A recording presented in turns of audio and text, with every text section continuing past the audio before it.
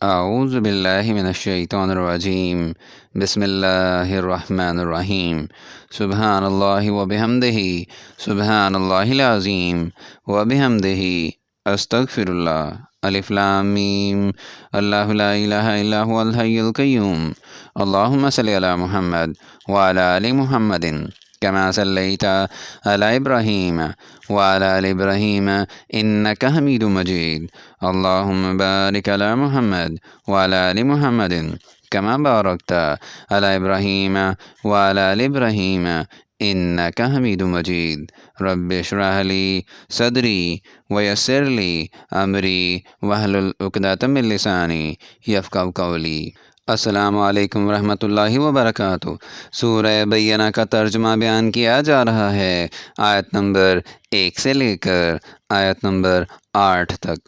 شروع اللہ کے نام سے جو بڑا مہربان نہایت رحم والا ہے۔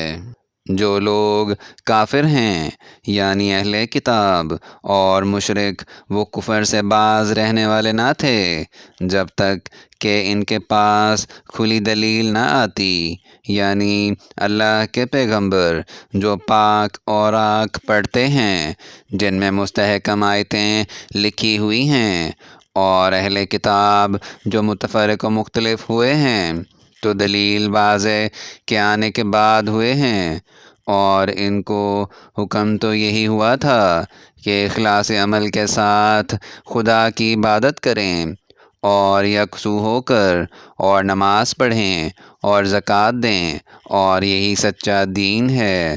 جو لوگ کافر ہیں یعنی اہل کتاب اور مشرک، وہ دوزخ کی آگ میں پڑیں گے اور ہمیشہ اس میں رہیں گے۔ یہ لوگ سب مخلوق سے بدتر ہیں، اور جو لوگ ایمان لائے اور نیک عمل کرتے رہے وہ تمام خلقت سے بہتر ہیں۔ ان کا صلہ ان کے پروردگار کے ہاں ہمیشہ رہنے کے باغ ہیں جن کے نیچے نہریں بہہ رہی ہیں، ابدالآباد ان میں رہیں گے۔ اللہ ان سے خوش اور وہ اس سے خوش۔